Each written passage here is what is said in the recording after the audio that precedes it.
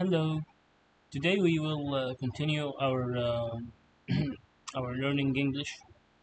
This is the lesson number 4. Let's get started. In Arabic, then we will read in English. في 19 ديسمبر 2012 عدت إلى الفضاء للمرة الثالثة على متن مركبة سويوز الروسية برفقة رائد الفضاء توم مارشبورن من ناسا ورائد الفضاء الروسي رومانينكو. تتداخل طواقم محطة الفضاء الدولية ما يمنع ما يمنح الوافدين الجدد بضعة أشهر للتعلم من الرواد القدامى. انضممنا إلى البعثة 34 التي كان يقودها كيفن فورد عندما غادر طاقمه في أوائل مارس 2013. بدأت البعثة 35 بقيادة جديدة. أنا كان هذا ما كنت أسعى إليه طوال حياتي حقا، أن أكون قادرا وكفءا لتحمل مسؤولية كل من الطاقم الذي بلغ عدده 6 أفراد. مرة أخرى في أواخر مارس عندما وصلت مركبة سويوز أخرى ومحطة الفضاء الدولية نفسها، كان ذلك واقعا ولكنه من الصعب تحقيقه.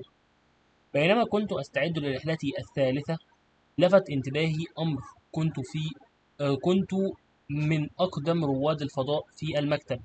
لم يكن هذا اكتشافي المفضل على الإطلاق، نظرا لأنني لم أكن وما زلت أعتبر نفسي بهذا العمر على الجانب الإيجابي.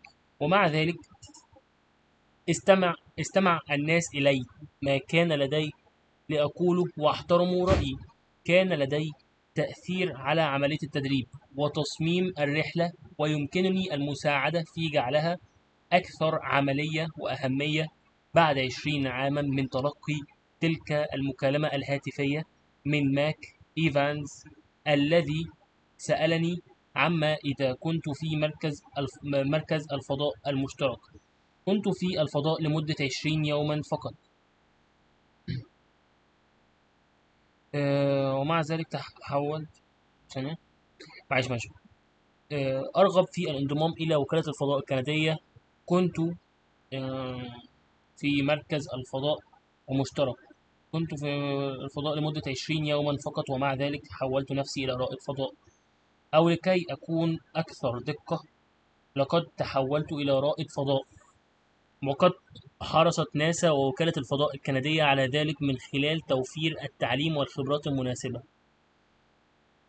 تلك المهمة الثالثة بالطبع وسعت نطاق خبرتي بشكل كبير. لم أزر الفضاء فحسب، بل عشت هناك. بحلول الوقت الذي هبط فيه طاقمنا بعد 146 يوما في الفضاء، كنا قد دارنا دورنا حول الأرض 2336 مرة، وسافرنا ما يقرب من 62 مليون ميل. كما أكملنا أيضا قدرا قياسيا من العلوم على متن محطة الفضاء الدولية. كانت الرحلة الاستكشافية 34 35 ذروة مسيرتي المهنية، وتتويجا لسنوات من التدريب، ليس فقط لتطوير مهارات وظيفة محددة مثل مركبة سويوز، بل لتطوير غرائز جديدة وطرق تفكير جديدة وعادات جديدة. وقد غيرتني تلك الرحلة أكثر من تلك التي خضتها في سفن الفضاء بطرق لم أكن لأتخيلها. عندما كنت طفلا في التاسع من عمري، أنظر إلى السماء ليلا مذهولا بالدهشة. أنظر حدث أمر آه، حدث أمر طريف في طريقي إلى الفضاء. تعلمت كيف أعيش حياة أفضل وأكثر سعادة هنا على الأرض. بمرور الوقت تعلمت كيف أتوقع المشاكل لمنعها، وكيف أستجيب بفعالية في المواقف الحرجة. تعلمت كيف أتغلب على الخوف، وكيف أحافظ على تركيزي، وكيف أحقق النجاح. والعديد من التقنيات التي تعلمتها كانت بسيطة إلى حد ما، وإن كانت غير بديهية. انعكاسات سريعة لأقوال مأثورة لاذعة. في بعض الحالات يتعلم رواد الفضاء أن أفضل طريقة لتخفيف التوتر هي التركيز على الأمور الصغيرة. نحن مدربون على النظر إلى الجانب المظلم وتخيل أسوأ ما يمكن أن يحدث. في في الواقع، في أجهزة المحاكاة، أحد أكثر الأسئلة شيوعًا التي نتعلم طرحها على أنفسنا هو: حسنًا، ما هو الشيء التالي الذي سيقتلني؟ نتعلم أيضًا أن التصرف كرائد فضاء يعني مساعدة عائلات بعضنا البعض عند الإطلاق، من خلال تلقي طلبات الطعام وتنفيذ مهماتهم وحمل حقائبهم والاندفاع لشراء الحفاضات. بالطبع الكثير مما نتعلمه معقد تقنيا، لكن بعضه واقعي بشكل مدهش. كل رائد فضاء قادر على إصلاح مرحاض معطل. علينا القيام بذلك طوال الوقت في الفضاء، وجميعنا نعرف كيف نحزم أمتعتنا بدقة، كما هو الحال في مركبة سويوز، حيث يجب ربط كل شيء بدقة وإلا سيختل الوزن والتوازن. والنتيجة هي أننا نصبح كفؤين، وهي أهم صفة يجب أن يتحلى بها رائد الفضاء، أو بصراحة أي شخص في أي مكان يسعى للنجاح في أي شيء. الكفاءة تعني الحفاظ على رباطة جأشه في الأزمات، والالتزام بالمهمة حتى لو بدت ميؤوسا منها، وارتجال حلول جيدة للمشاكل الصعبة عندما تكون كل ثانية مهمة. إنها تشمل الإبداع والتصميم والاستعداد لأي شيء. يتمتع رواد الفضاء بهذه الصفات ليس لأننا أذكى من أي شخص آخر، مع أننا بصراحة نحتاج إلى قدر معين من القوة الفكرية لتتمكن من إصلاح المرحاض، بل لأننا تعلمنا آه، بل لأننا تعلمنا أن ننظر إلى العالم وأنفسنا بشكل مختلف. اختصاري لذلك هو التفكير كرائد فضاء، لكن ليس عليك الذهاب إلى الفضاء لتتعلم ذلك. الأمر يتعلق في الغالب بتغيير منظورك، تمسك بموقفك. مهما بلغت كفاءتك أو خبرتك، فكل رائد فضاء هو في الأساس طالب دائم يحسن معلوماته باستمرار للاختبار التالي.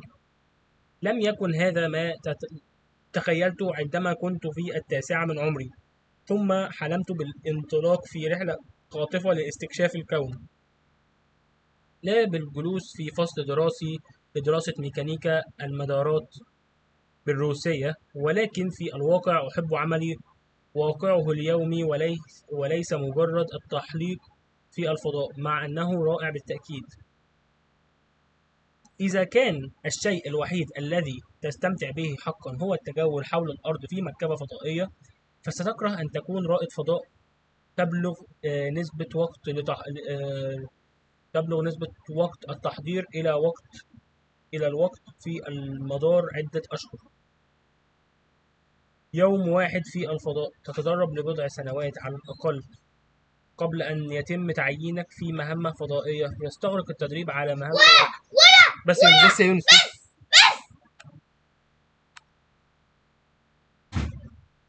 التدريب على مهمة محددة ما بين 2 و4 أعوام، وهو أكثر كثافة وصرامة من التدريب العام.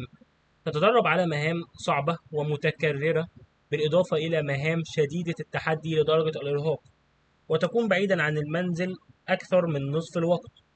إذا لم تحب الوظيفة، فأن يمر هذا الوقت بسرعة، ولن تمر الأشهر التي تلي الرحلة عندما تتعافى وتخضع للفحوصات الطبية وتناقش جميع أنواع التفاصيل التقنية والعلمية.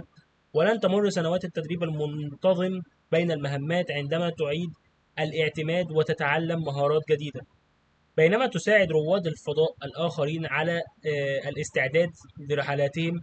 إذا كنت تنظر إلى التدريب على أنه مهمة مملة، فلن تشعر بالتعاسة كل يوم فحسب، بل سيتحطم إحساسك بقيمتك الذاتية وهدفك المهني إذا تم استبعادك من مهمة أو لم تحصل على واحدة أبدا.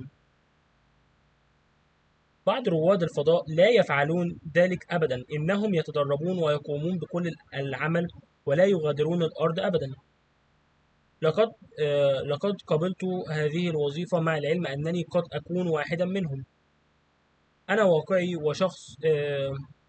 وشخص نشأ في وقت لم يكن فيه رواد الفضاء الكنديون موجودون ببساطة. كنت بالفعل بالغا حاصلا على شهادة جامعية ووظيفة. عندما اختارت كندا رواد فضاء الأوائل في عام 1983، لذلك عندما وصلت أخيرا إلى هيوستن في عام 1992 شعرت بالبهجة، لأنه كان من الممكن أن أكون هناك على الإطلاق. ولكن كنت أيضا متشككا بشأن احتمالات مغادرتي للكوكب. تم تحديد وقت الطاقم على متن محطة الفضاء الدولية من خلال مقدار المال الذي ساهمت به الدولة. قدمت كندا أقل من 2% من تمويل المحطة، وبالتالي حصلت على أقل من 2% من وقت الطاقم، وهو ترتيب عادل وغير مرن تماما. ولكن حتى الأمريكيين الذين يتم اختيارهم للانضمام إلى فيلق رواد الفضاء ليس لديهم ضمان بوصولهم إلى الفضاء. هناك دائما احتمال حدوث تحول جذري في التمويل الحكومي. فعندما تلغي فعندما تلغى البرامج، فإن ذلك يؤثر على جيل كامل من رواد الفضاء، أو قد ينفجر صاروخ ويقتل طاقما، ثم تعلق رحلات الفضاء البشرية لسنوات حتى يتم إجراء مراجعة كاملة للحادث، ويمكن إقناع الجمهور بأنه من الآمن والمفيد استن...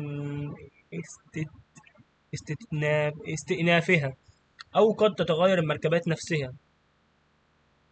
أحيل المكوك إلى التقاعد في عام 2011 بعد 30 عاما من الخدمة، واليوم تعتبر مركبة سويوز، وهي مركبة أصغر بكثير، هي السبيل الوحيد للبشر للوصول إلى محطة الفضاء الدولية.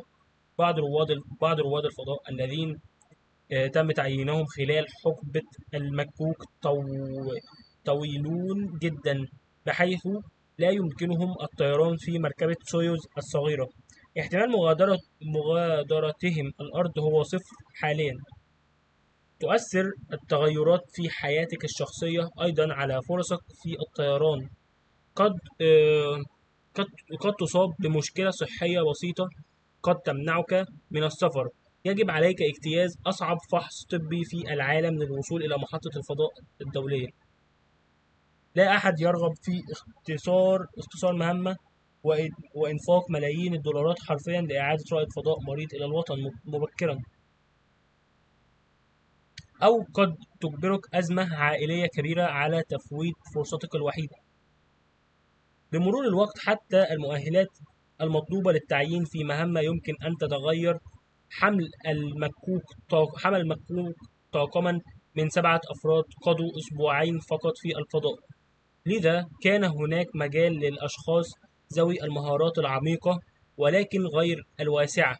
إذا كان يتم نقل 12 طنا من المعدات إلى محطة الفضاء الدولية، وكان لابد من تفريغ كل شيء وإعادة تجميعه وتركيبه بعناية شديدة، ثم كان من الضروري إعادة تعبئة حاوية الشحن بحمولة ضخمة من القطع والأجزاء المتنوعة لإعادتها إلى الأرض، فإن كونك مسؤول تحميل منظما للغاية كان مؤهلا كافيا على مركبة سويوز. لا توجد مساحة كافية لشخص تعد خبرته في مجال واحد أساسا. تحمل المركبة الفضائية الروسية 3 أشخاص فقط، ويحتاجون جميعا إلى امتلاك مجموعة واسعة من المهارات، بعضها بديهي: قيادة الصاروخ والسير في الفضاء وتشغيل العناصر الآلية في محطة الفضاء الدولية مثل كان كانادارم 2، والقدرة على إصلاح الأعطال في المحطة، وإجراء التجارب العلمية العديدة على متنها ومراقبتها. ولكن بما أن الطاقم سيغيب عن الحياة البشرية لأشهر عديدة، فيجب أن يكونوا قادرين أيضا على القيام بأمور مثل إجراء العمليات الجراحية الأساسية وطب الأسنان وبرمجة جهاز كمبيوتر وإعادة توصيل لوحة كهربائية والتقاط صور بجودة احترافية، وعقد مؤتمرات صحفية، والتوافق مع زملائهم على مدار الساعة طوال أيام الأسبوع في مكان ضيق. في عصر المكوك الفضائي، كانت ناسا تبحث عن أشخاص قادرين على تشغيل أكثر المركبات تعقيدا في العالم لفترات قصيرة. إما اليوم أما اليوم فتبحث ناسا عن أشخاص يمكنهم البقاء في علبة معدنية لمدة 6 أشهر والتفوق فيها. لذا فإن المزاج وحده قد يقصي المرء من رحلات الفضاء. إن نوع معين من الشخصية كان مقبولا تماما، بل وحتى نمطيا في الماضي. الشخص الصعب حقا، على سبيل المثال، غير مرغوب فيه في الرحلة عندما تكون طويلة. يعتمد الوصول إلى الفضاء على العديد من المتغيرات الظروف الخارجة تماما رائد الفضاء عن سيطرة رائد الفضاء. لذلك كان من المنطقي دائما أن أعتبر رحلات الفضاء مكافأة لا استحقاقا، ومثل أي مكافأة سيكون من التهور الاعتماد عليها لحسن الحظ. هناك الكثير مما يبقي رواد الفضاء منشغلين متحمسين للوظيفة.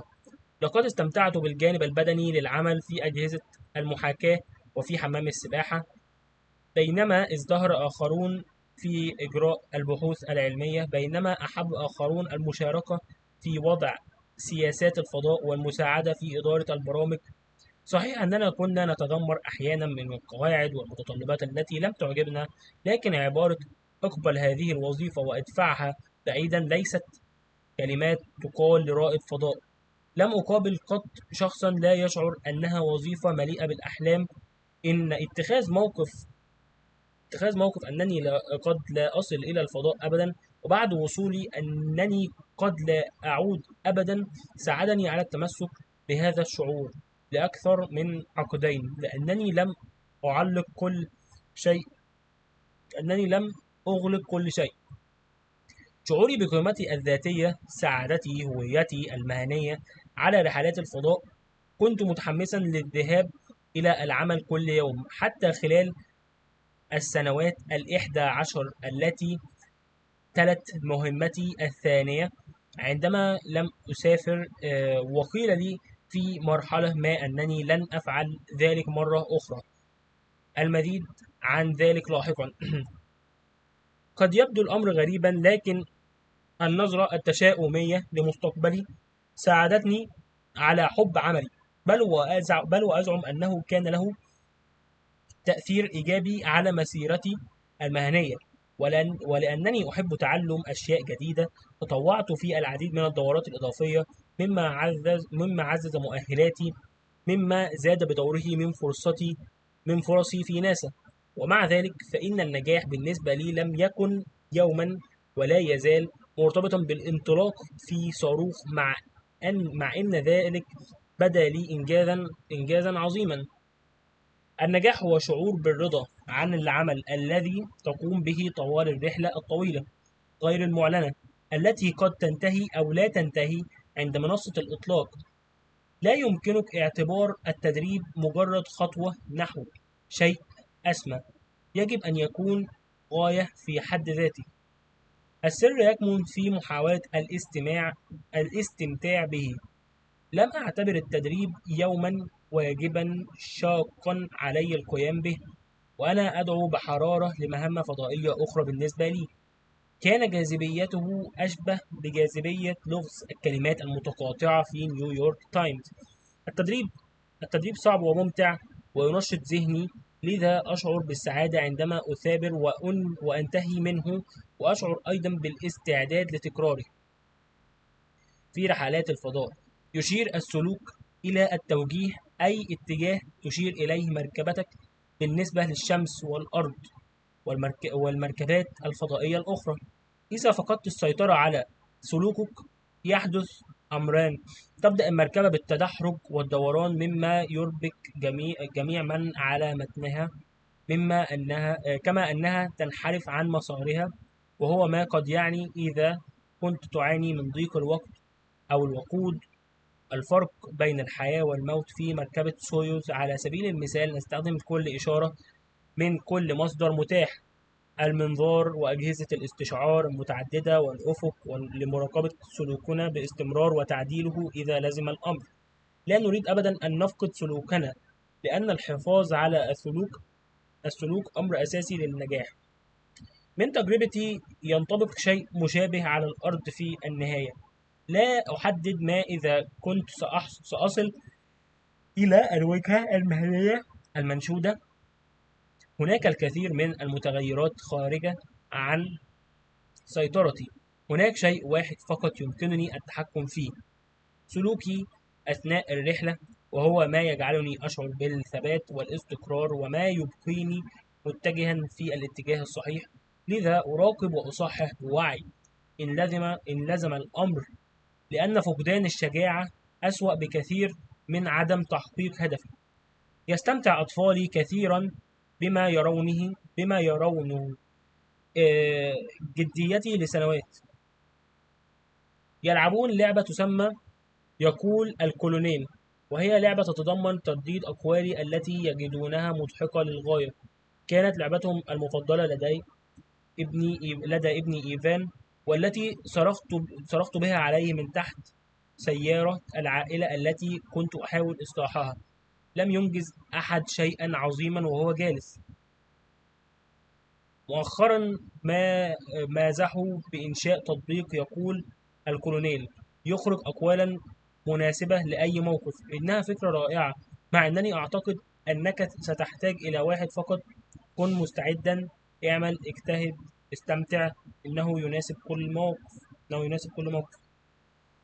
فكر في برنامج الناجي الذي نشاهده أنا وهيلين أحيانا. يعرض البرنامج منذ سنوات، لذا يعرف الجميع بعض المهارات اللازمة للفوز: كيفية إشعال النار على سبيل المثال، وبناء مأوى من الأغصان. ومع ذلك عاما بعد عام يظهر المتسابقون دون معرفة الأساسيات. لا أفهم ذلك. كنت تعلم أنك ستشارك في برنامج الناجي. هل كنت تعتمد فقط على المظهر الجذاب والجاذبية لصيد سمكة، وأنت تعلم أن المخاطرة مليون دولار وحياة مختلفة تماما؟ فلماذا لا تكون مستعدا؟ بالنسبة لي الأمر بسيط: إذا كان لديك الوقت فاستغله للاستعداد. ما الذي قد يكون أكثر أهمية لديك؟ نعم، ربما ستتعلم كيفية القيام ببعض الأشياء التي لن تحتاج إليها أبدا، لكن هذه مشكلة أفضل بكثير من الاضطرار إلى القيام بشيء ما وعدم معرفة من أين تبدأ. هذه ليست مجرد طريقة تعاملي مع عملي، بل هي أيضا طريقة عيشي. على سبيل المثال، قبل بضع سنوات دعيت للمشاركة في عرض جوي في ويندسور، أونتاريو. كان من المقرر أن يتزامن مع حفل لإلتون جون. قرر المنظمون محاولة إقناعه بالترويج للعرض الجوي. ظننت أن احتمالية مقاطعة نجم موسيقي لعرضه للترويج لعرض جوي إقليمي ضئيلة للغاية، لكنني بدأت أتساءل: ماذا لو وافق؟ ماذا لو اتضح أن إلتون جون مهووس بالطائرات، أو سرا مهووس بالفضاء؟ ما هو أقصى شيء قد يحدث؟ لقد عزفت على الجيتار منذ صغري، مع أنني لست أفضل عازف جيتار في العالم، إلى أنني أعشقه. ولسنوات عزفت وغنيت في فرق على الأرض، بما في ذلك فرقة ماكس كيو التي تضم رواد فضاء فقط. وفي الفضاء أيضا لمعت في ذهني رؤية لم تكن سارة تماما: إلتون جون يكتشف الأمر بطريقة ما، فيدعو رائد الفضاء عازف الجيتار من الطائرة إلى المسرح ليعزف معه بعض المقاطع. كنت أتعلم أن احتمالية حدوث ذلك ضئيلة جدا، لكنني سبق لي العزف مع أوركسترا هيوستن السيمفونية. لذا كنت أعلم أيضا أن الأمور غير المتوقعة تحدث أحيانا. لذا كانت فكرتي التالية: حسنا، لنفترض أن ذلك حدث بالفعل. ما الأغنية التي سيطلب مني عزفها؟ لم يكن هناك سوى إجابة واحدة محتملة: روكيت مان. لذا جلست وتعلمت العزف وتدربت حتى أصبحت واثقا إلى حد ما من أنني لن أطرد من المسرح. في الواقع بدأت آمل أن أصعد وأعزف روكيت مان مع إلتون جون، وبالفعل انتهى بي الأمر في الحفل، وقابلت هيلين إلتون جون وأجرينا معه محادثة لطيفة وعادية لمدة 10 دقائق، لكنني لم أقترب من المسرح قط. ولا يدرك إلتون جون حتى هذه اللحظة أنني أستطيع تقديم أداء محترم لأغنيته، لكنني لا أندم على استعدادي. هكذا أتعامل مع كل شيء تقريبا. أقضي حياتي في الاستعداد لأداء روكيت مان، أتخيل التحدي الأصعب، أتخيل ما أحتاج إلى معرفته لمواجهته، ثم أتدرب حتى أصل إلى مستوى من الكفاءة أشعر فيه بالراحة بأنني سأكون قادرا على الأداء. هذا ما فعلته دائما منذ أن قررت أن أصبح رائد فضاء عام 1969، وهذا النهج الواعي والمنهجي للتحضير هو السبب الرئيسي لوصولي إلى هيوستن. لم أتوقف أبدا عن الاستعداد تحسبا لأي طارئ. لو طلب مني أحدهم عندما كنت في الحادية والعشرين من عمري كتابة فيلم أو كتابة فيلم، لو كان سيناريو الحياة التي أردتها لكان كالتالي: طيار مقاتل، طيار اختبار، رائد فضاء، زواج سعيد، أطفال أصحاء، تجارب شيقة. صارت حياتي على هذا المنوال، لكن كانت هناك العديد من الاحتمالات التي كان من الممكن أن تغير مجرى الأحداث. على سبيل المثال، لو لم أرى إعلان وكالة الفضاء الكندية في الجريدة الذي يطلب التقديمات، وهو ما كان من الممكن أن يحدث لأننا كنا نعيش في الولايات المتحدة إنذاك.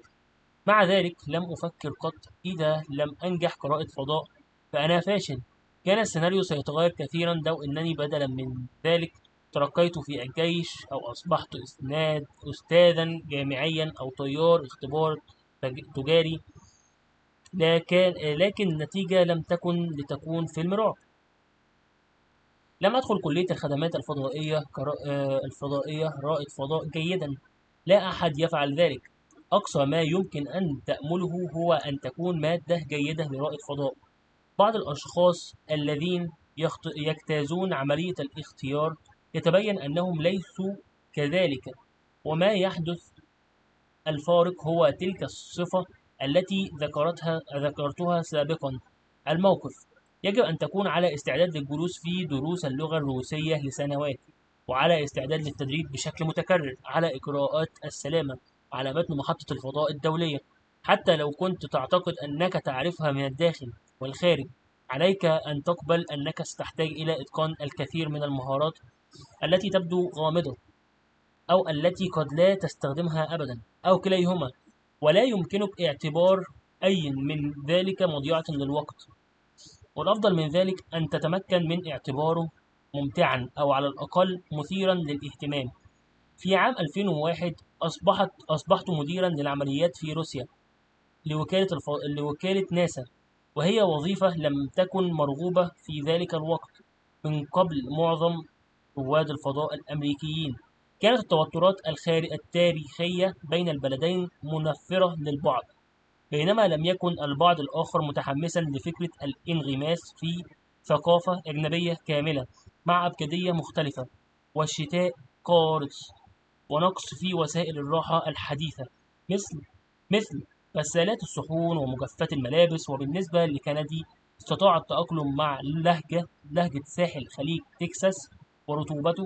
بدت فرصة العيش في بلد أجنبي آخر لبضع سنوات مثيرة، لذا سررت بالحصول على الوظيفة، ورغم مني في الاستفادة القصوى من وقتنا هناك، التحقت بدورات إضافية في اللغة الروسية، وكذلك فعلت هيلين. كان أطفالنا الثلاثة جميعهم في مدرسة داخلية أو جامعة في كندا. كانت هيلين تسافر عن بعد إلى عملها في هيوستن لتقضي معظم شهرها معي في ستار سيتي. على بعد ساعة تقريبا من موسكو، حيث يتدرب رواد الفضاء بدلا من الانتقال إلى أحد المنازل الأمريكية التي بنتها ناسا هناك. قررنا العيش في مبنى سكني روسي، ظنا منا أن ذلك سيعزز فرصنا في التعرف على البلد وشعبه. Okay, we finish reading in Arabic. Now we will read in English language. But give me rest 5 minutes and I will continue. Okay, let's continue reading in English now.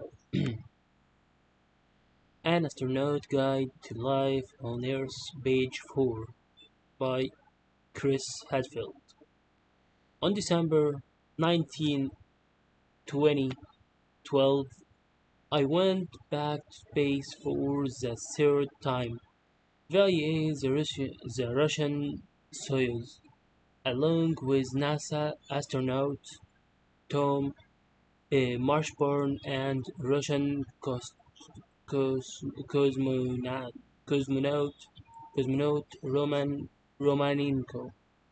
Crews on the ISS overlap, so newcomers have a few months to learn from old timers. We joined Expedition 34, which was commanded by Kevin Ford. When his when his crew left in early March 2013, Expansion 35 began with a new commander, me. Commander me. It was what I would been working toward my whole life, really, to be capable and competent to assume responsibility for both the crew, which numbered six again in late March. When another Soyuz arrived and the ISS itself, it was reality yet hard to believe. As I got ready for my third flight, it struck me. I was one of the most senior astronauts in the office. This was not my favorite revelation of all time, given that I didn't still don't think of myself as that old. On the plus side, however, people listened to what I had to say and respected my opinion. I had influence over the training and flight design flight design process and could help make it more practical and relevant. 20, 20 years after I got that phone call from Mac Evans asking if I wanted to join the CSA, I was an immense price at JSC. I would only been in space 20 years, 20 years, yet I had turned myself into an astronaut. Or to be more accurate, I would be turned into an astronaut. NASA and the CSA had seen to that by providing the right education and experience. That third mission, of course, greatly expanded my experience. I didn't just visit space; I got to live there. By the time our crew landed after 146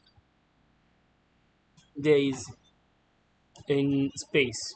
We would we would orbited Earth 2,336 times and traveled almost 62 million miles. We would also completed a record amount of science on the ISS expansion expedition 40 34 on 35 was the pinnacle of my career and the cul- culmination of years of training, not just training to develop spe- spec- specific job-related skills like piloting a Soyuz, but training to develop a new instinct, new ways of thinking, new habits, and that journey even more than the ones I would taken in rocket ships transformed me in ways I could not have imagined when I was a nine year old boy looking up at the night sky, transfixed by wonder. See a funny things happened on the way to space. I learned how to live better and more happily here on Earth. Over time, I learned how to anti- anti- anticipate problems in order to prevent them and how to respond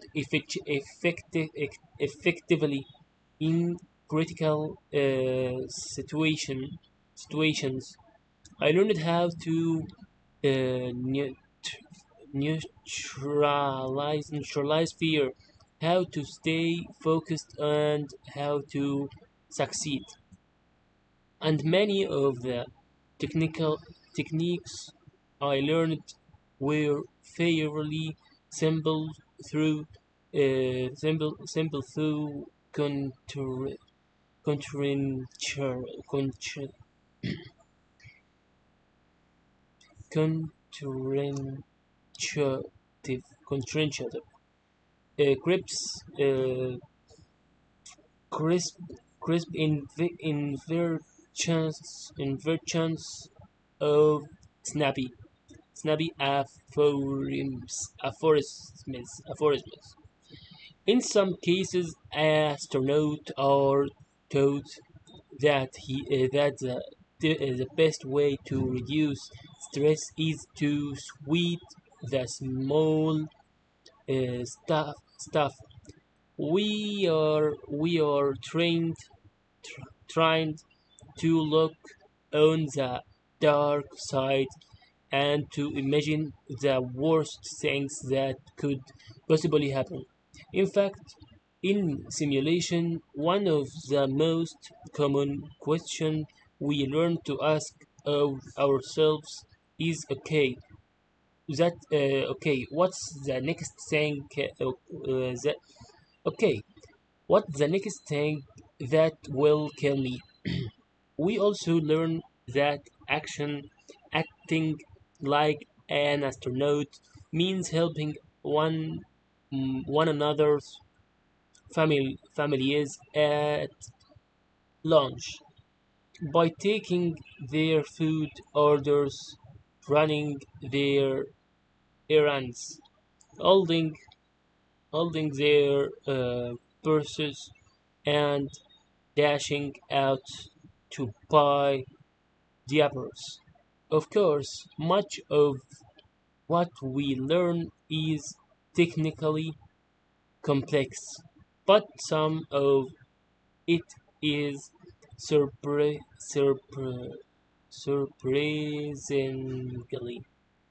down to earth. Every astronaut can fix a busted toilet. We have to do it all the time in space, and we all know how to pack meticulously the way we have to in the soils, where every last item must be strapped down just so all the weight and balance get thrown off. The upshot of all this is that we become competent, which is is the most important quality to have if you are an astronaut, or frankly anyone anywhere.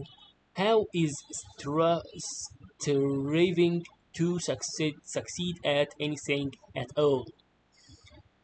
Competence means keeping your head in a crisis, sticking with a task even when it seems hopeless, and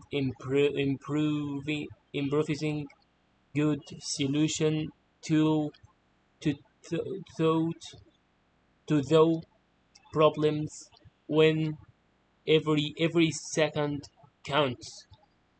It encompasses ingenuity, determine, determination, determination, and being prepared for anything. Astronauts have their qualities not because we are smarter than everyone else. So let's face it, you don't you do you do need a certain amount of intellectual horse, horsepower to be able to fix toilet. It's because we are so thought to view the world and of ourselves dif- differently. My my short my shorthand for it is thinking like an astronaut, but you don't have to go to space to learn to do that. It's mostly a matter of changing your per- perspective. Have an attitude no matter how competent or how seasoned every astronaut is, essentially a perpetual student forever, cramming for the next test. It's not how I envisioned things when I was 9 years old. Then I dreamed of bla- blasting blasting off in a blaze of glory to explore the universe, not sitting in a classroom studying orbital mechanics in Russian. But as it happened, I love my job. The day to day reality of it, not just the flying around in space part. So that is definitively cool. If the only thing you really enjoyed was whipping around Earth in a spaceship, you would hate being an astronaut. The ratio of prep time to time on orbit is many months, single day in space. You train for a few years minimum before you are even assigned to a space mission. Training for a specific mission then takes between 2 and 4 years, and it is much more intensive and gorgeous that general training. You practice tricky, repetitive tasks as well as highly challenging ones, to the point of it ex- exhaustion, and you are away from home more than half the time. If you if you don't love the job, that time will not fly, nor will the months after a flight. When you are recovering, undergoing medical testing, and uh, debriefing on all kinds of technical and scientific de- details, nor will the years of regular training between missions, when you are recursive recursive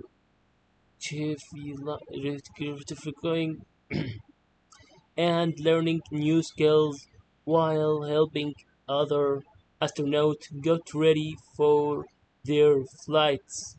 If you reviewed training as a dreary chore, recruiting, recruiting, not only would not only would you be unhappy every day, but your sense of self-worth and professional purpose would be shattered if you were scrapped from a mission or never got one. Some astronauts never do, they train. They do all the work and they never leave Earth. I took this, this job knowing that I might be one of them. I'm a realist and one who grew up in a time when Canadian astronauts simply didn't exist.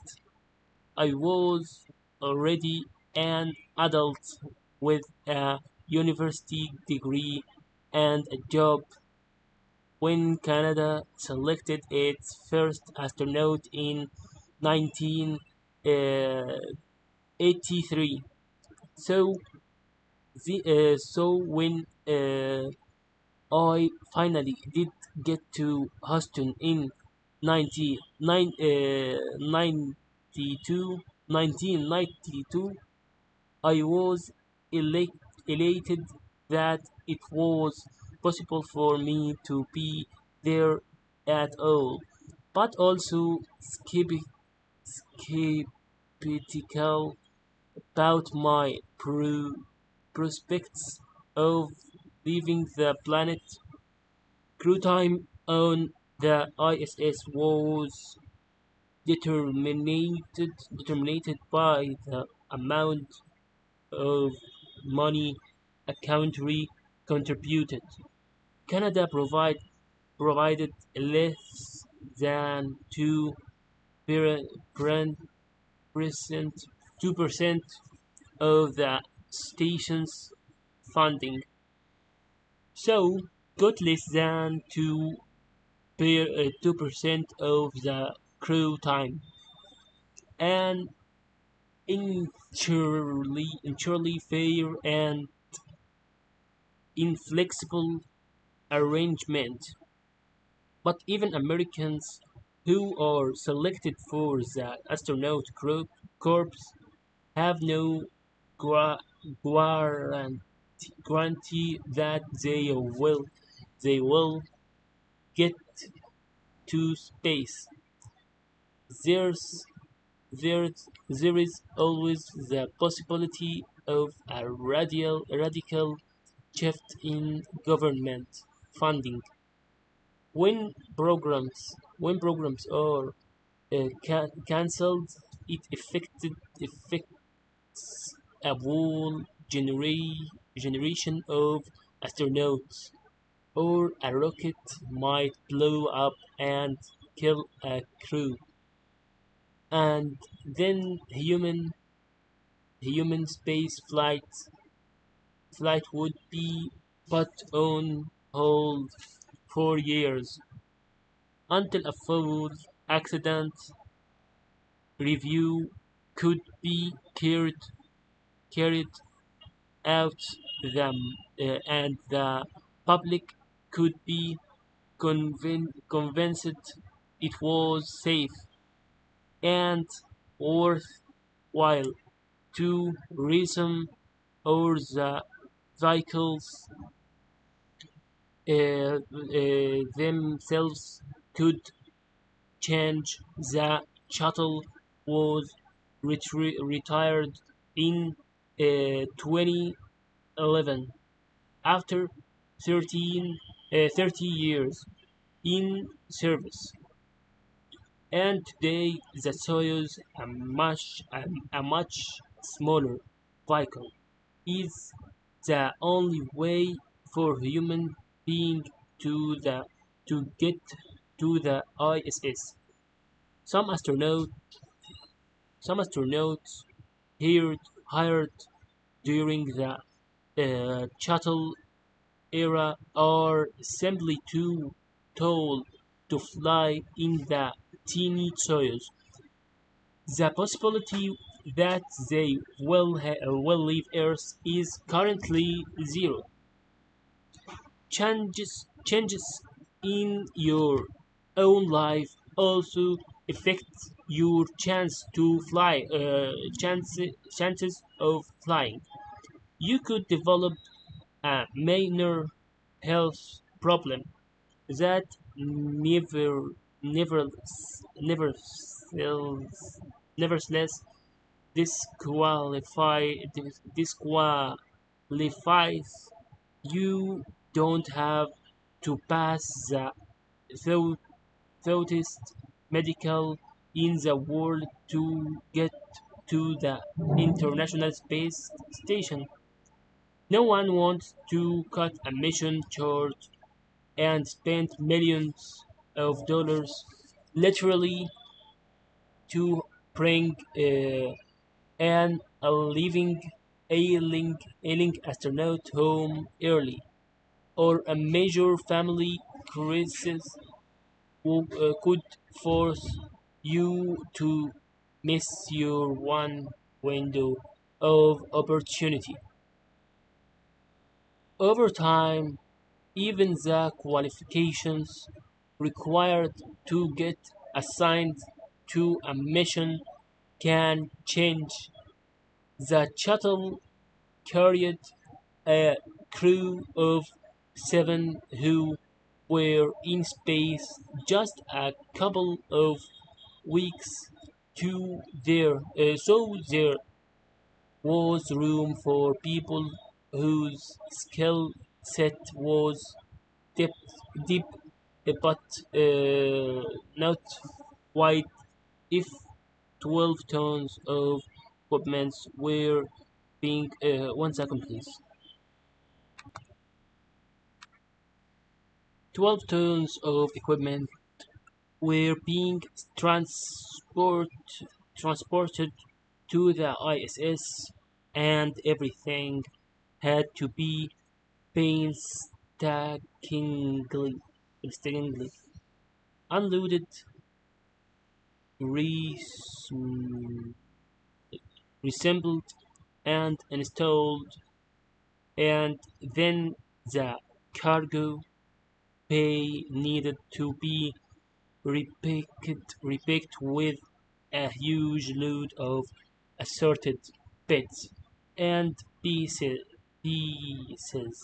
to take back to Earth. Being a fanatically organized master was qualification enough on the Soyuz. There's simply not room to fly someone whose main contribution is expected in a thin, clear area.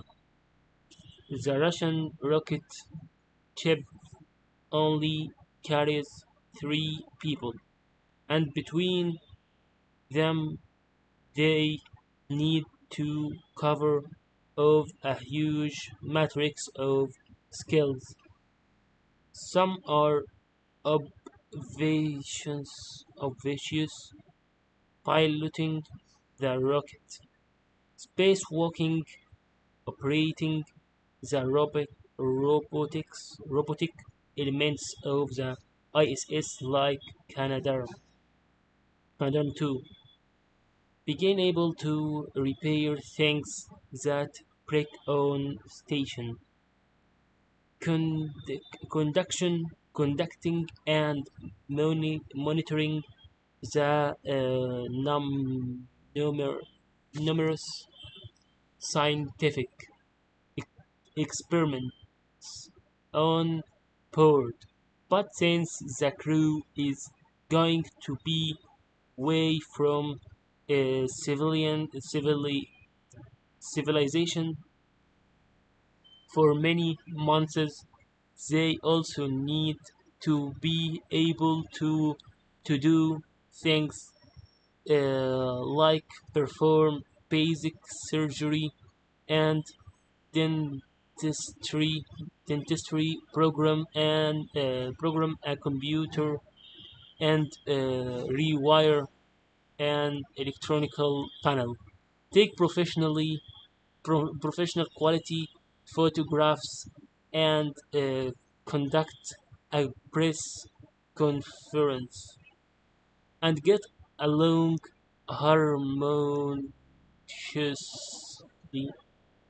with colleges about uh, 24 on 7 days in a confined space in the shuttle era. NASA wanted people who could operate the most complicated vehicle in the world for short stints. Today, NASA looks for people who can be located in a tin can for 6 months and excel so temper- temper- temperament alone could disqualify disqualify you for space flight. A certain personality type that was perfectly acceptable, even stereotypical. In the past, the real hard as say is not wanted on the voyage when it's going to be a long one. Getting to space depends on many variables, and uh, circus, circus, circus, circumstances that are entirely beyond an individual astronaut's control. So it always made sense to me to view space flight as a bonus, not an entit- entitlement. And like any bonus, it would be foolhardy to bank on it. Fortunately, there's plenty to keep astronaut engaged and enthusiastic about the job. I relished the physicality physicality of working in simulators and in the pool while others thrived on carrying out scientific research, and still others liked having an input into space policy and helping run the program. Sure, we occasionally grumbled about rules and equipment we didn't like, but take this job and solve and shove it are not words you are ever going to hear coming out of an astronaut mouth. I would never met anyone who doesn't feel it's a job full of dreams. Taking the attitude that I might never get to space, and then after I did get there, that I might never go back, helped me into told onto onto that feeling for more than wait 2 decades because I didn't hang everything, my sense of self worth, my happiness, my professional identity on space flight.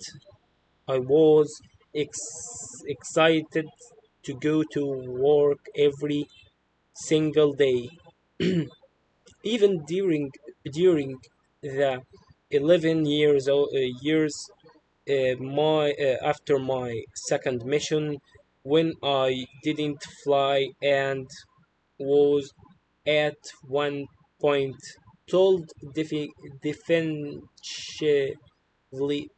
that I never could again more on that letter.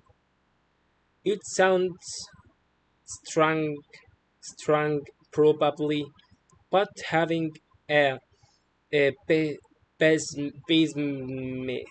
pessimistic view of my own prospects helped me love my job. I would argue it even had a positive effect on my career because I love learning new things. I vol- volu- volunteered volunteered for a lot of extra classes, extra classes, which bulked up my qualifications, which in turn increased my opportunities at NASA. However, success to me never was and still isn't about lifting off in a rocket, though that sure felt like a great achievement. Success is feeling good about the work you do through throughout the long inheralded journey that may or may not wind up at the launch pad. You can't review you can't view training solely as a stepping stone to something.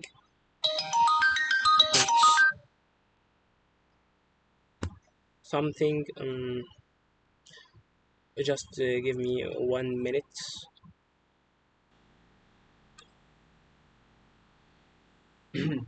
Wait.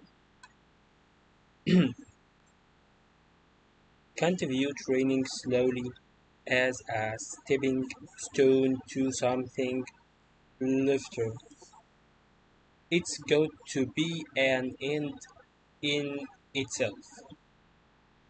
The secret is to try to enjoy it. I never viewed training as some onerous, onerous, onerous duty I had to carry out while praying fervently for another space mission.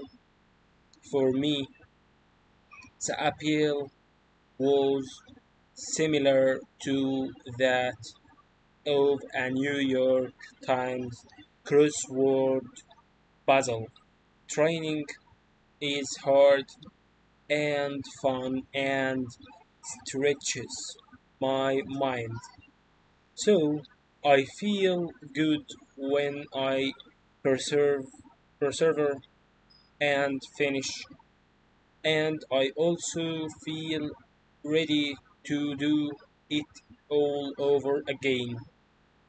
In spaceflight, attitude refers to orientation, while which direction your vehicle is pointing relative to the Sun, Earth, and other spacecraft. If you lose control of your attitude, two things happen. The vehicle starts to tumble and spin, disorienting everyone on board, and it also strays strays from its course, which, if you are short on time or fuel, could mean the dif- difference between life and death.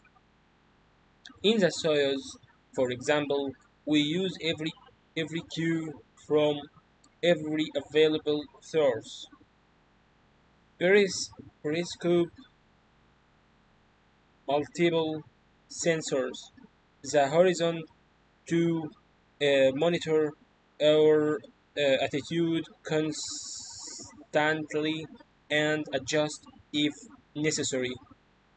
We never want to lose attitude since maintaining attitude is fundamental to success.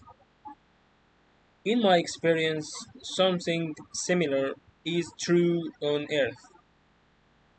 Ultimately, I don't determine whether I arrive at the desired professional destination. Too many variables are out of my control. There is really just one thing I can control: my attitude during the journey, which is what keeps me feeling steady and stable, and what keeps me headed in the right direction. So, I consider consciously monitor and correct if necessary because losing attitude would be far worse than not achieving my goal. My kids are endlessly amused by what they see as my earnestness. For years now, they have played a game they call the Colonel Says, which involves parroting saying of mine that they find particularly particularly hilarious. My son Ivan's personal favorite, which I parked at him from beneath the family car I was trying to fix. No one ever accomplished anything great sitting down. Recently, they they they have joked about creating a Colonel Says app that would spit out sayings uh, appropriate to any situation. It's a great idea. Thought I think you would only need one. Be ready, work hard, enjoy it. It fits every situation. Think about Survivor. Think about Survivor, which Helen and I have been known to watch on Ocean. Ocean. Ocean. The show was been on for years now, so everybody knows some of the skills you need in order to win. How to make a fire, for instance, and build a shelter out of branches. And yet, year after year, constants show up without knowing the basics. I don't get that you know you were going to be on Survivor.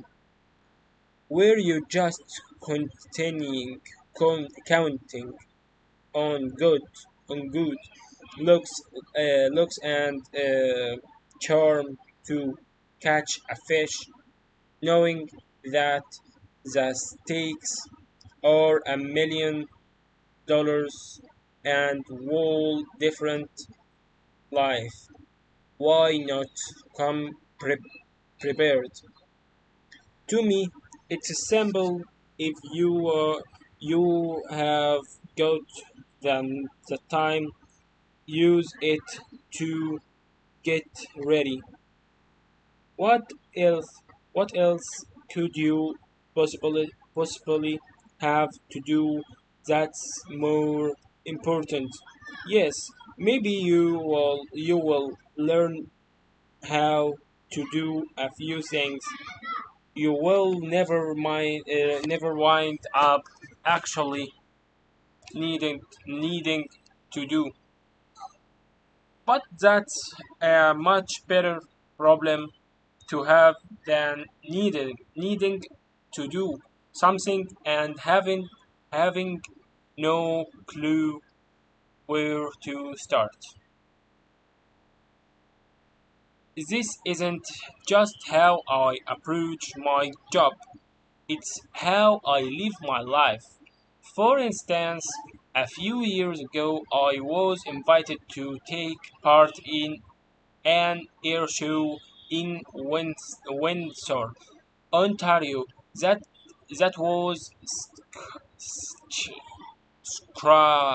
scheduled scheduled to overlap with an Elton John concert. The organizers decided to try to get him to cross promote the air show. I thought the chances of a superstar inter, inter, interrupting his performance to promote a, a regional air show were quite slim. But then I started wondering, what if he agreed? What if it turned out that Elton John was a fanatic about airplanes, or sec- secretly a space geek? What was the most extreme thing that might went up happening? I would play the guitar since I was a kid. While I'm not the best guitarist guitarist in the world, I do love it, and for years I have played and sung in bands on Earth, including the All Astronaut band Max Q, and in space to a vision, not an entire, entirely pleasant one. Flashed before my eyes Elton John somehow finding this out and inviting the guitar playing astronaut from the air show up on stage to strum a few bars with him. The like the likelihood of that was almost zero. I know that I know that, but but I would performed with the Houston Symphony. So I also knew that unlikely thing, things do occur sometimes. So my next thought was, all right. Let's say that did happen. What song would he ask me to play? There was only one possible answer: Rocket Man.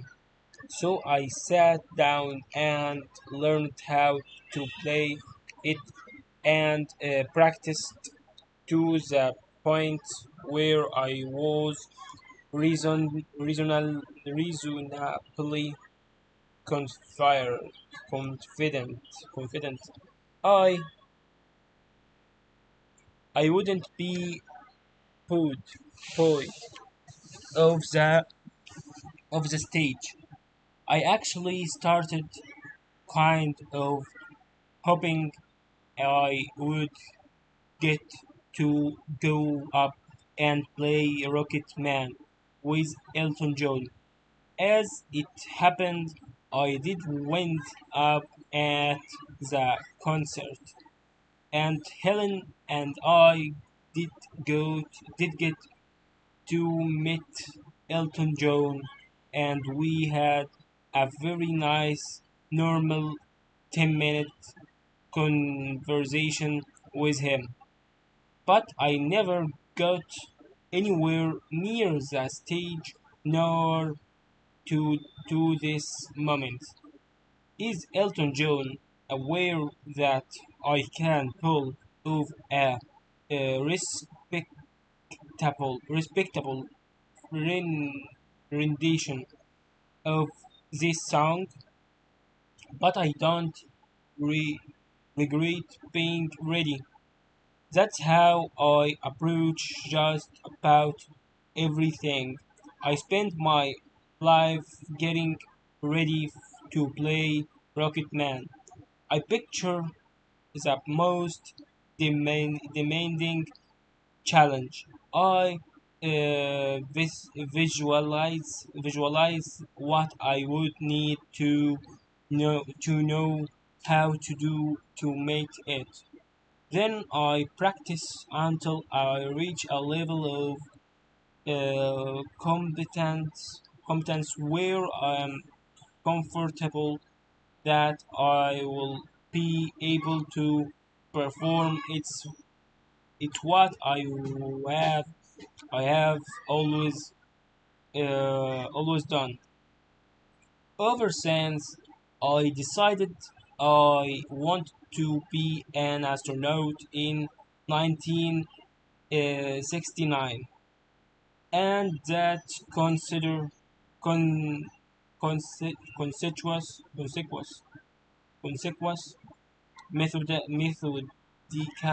methodical approach to preparation is the main reason I got to Houston. I never stopped getting ready just in case.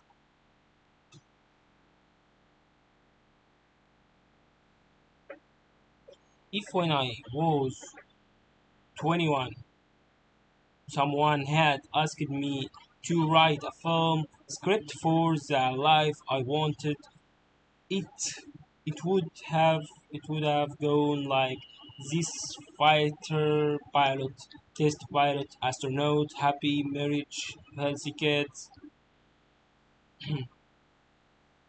Interesting experiences. My life was followed that script, but there were so many ifs that could have changed the pilot. If wait 1 second, 1 second. Okay, let me end this video here. To I want to feel I achieve goal to decrease the time in reading English and Arabic. Uh, just psychologically. يعني, see you later in the next video.